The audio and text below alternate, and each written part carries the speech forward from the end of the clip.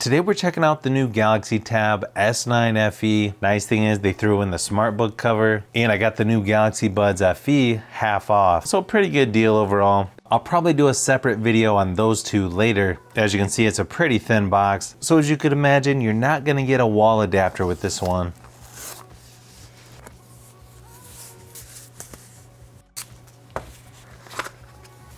Okay, I like how they're matching the color for the S Pen. Looks pretty nice. It's really a faint color, pretty subtle mint color. They do include the USB-C to USB-C charging cable. Also have your micro SD card removal tool. And of course, quick start guide as well. Okay, this actually looks really nice. Pretty similar to the Galaxy Tab S9. You can see you've got one speaker on each side, charging port there on the bottom, micro SD card slot on the top. You also have pogo pins here on the bottom, so you could use this with a keyboard case. Power and volume buttons are there on the right hand side, 8 megapixel camera there on the back, up in the corner, 12 megapixel ultra wide on the front. It does have a little bit bigger bezels than I was expecting. At least they are pretty even all the way around though. Nice thing is you can set this up using a Galaxy or Android device, or even from an iPhone or iPad. You've got face recognition, fingerprint, pin, password, and pattern. The fingerprint scanner on this one is more like the Galaxy Tab S8, where it's on the power button. You've got light or dark theme to choose from. Pretty similar wallpaper as the regular S9 and S9 Plus. This one has a 10.9 inch TFT LCD display with 90 Hz refresh rate. This is currently on Android 13, One UI 5.1.1. Good thing is this is Widevine L1 for apps like Netflix, and you can watch YouTube videos up to 4K upscaled resolution. I think most people will be surprised at how good the screen is on here as well, and it doesn't look like there's any screen bleed issues, which apparently was pretty common with the Tab S6 Lite. Interesting thing is they don't put a mark on the back where the S Pen goes, and it doesn't actually charge there or on the side, but nice that they give you an extra spot where you can attach the S Pen. Then of course you're going to have pretty much all the same features as the regular Tab S9, like Smart Select, Translate, S Pen to text, and you have Air Actions on here as well. As you can see, the lock screen looks very similar to the regular Tab S9, and you can customize it in a very similar way. You've got several different widgets here that you can add underneath the clock. You can tell the software in here is actually going to be very similar, almost identical to the regular Tab S9. You've got your Edge panel over here on the side, where you can customize it just the way that you like. Left of the home screen, you've got Google Discover or Samsung Free. A few different wallpapers here that actually look very similar, just different colors. Fingerprint on here is actually pretty quick.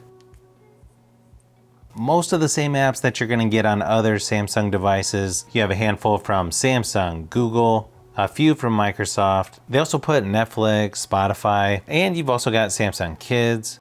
So far, it's using about 24% of the 128 gigabytes available. You'll also notice you have the taskbar down here at the bottom, plus your access to all the apps in the corner. Up in the notification shade, you've got Wi-Fi, sound, Bluetooth, auto rotate, power saving, location, airplane mode, link to Windows, screen recorder, quick share. You've also got Samsung DeX on here, Smart View, Nearby Share, Eye Comfort Shield, Do Not Disturb, call and text on other devices, second screen, Dolby Atmos, scan QR code, modes, multi-control, and you've got several other options here to add by hitting the plus symbol, like secure folder and extra dim, just to name a couple. Nice thing is you've got Samsung DeX on this one and the plus version, which if you connect this to a keyboard and mouse is going to make it feel that much closer to a regular laptop. One downside is you don't have video out on this, so you won't be able to connect this to a TV, external monitor, or a projector using an HDMI cable. Probably not a deal breaker for most people, but just something I thought I would point out. Now this has an Exynos 1380 processor, same as the Plus version. Now performance wise, this is definitely more powerful and a nice step up from the Galaxy Tab S6 Lite and the Tab S7 FE. So it should be interesting to see how it stacks up against some of the other tablets that I have. It also plays PUBG Mobile and Asphalt 9 fairly smooth on here. It doesn't seem to have overheating issues or anything like that. I think most people will enjoy gaming on here, even if it's not considered a flagship or gaming tablet. I also ran a battery drain test on here and it lasted about 7.5 hours before dying completely, and that's at 100% screen brightness, so plenty of power to get you through at least 1 or 2 days depending on what you're doing, even longer if you turn the screen brightness down. Even though you just have one speaker on each side, I feel like they're still plenty loud enough, especially for indoor use. Here's a quick sample just to give you an idea of what the speakers sound like.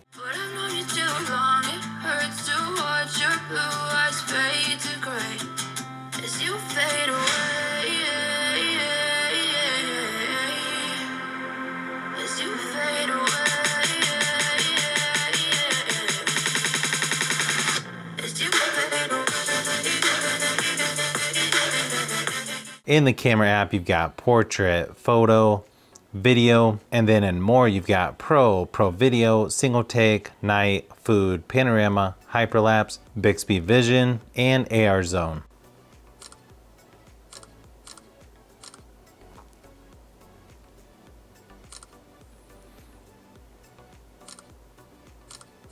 Seems to have decent shutter speed, pretty good quality here in my studio lighting at least. Looks like for video you can shoot up to 1080p at 30 frames per second, and that's on the front and rear facing cameras. Here's a few samples of photo and video just to give you an idea of what to expect from the Galaxy Tab S9 FE.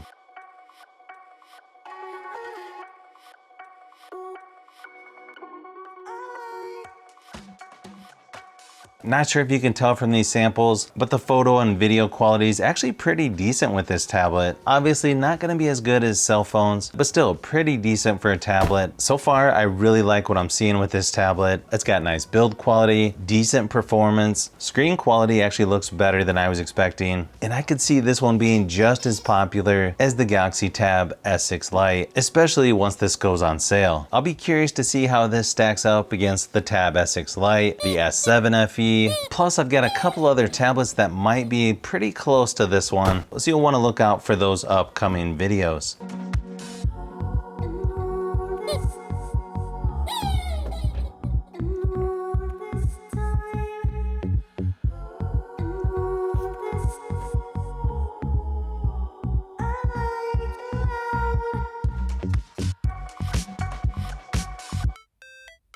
So if you've made it this far into the video, you may want to say thanks by subscribing, and don't forget to give a thumbs up if this video was helpful. This is Brian from Fishbee Productions. Thanks for watching, and I'll see you on the next one.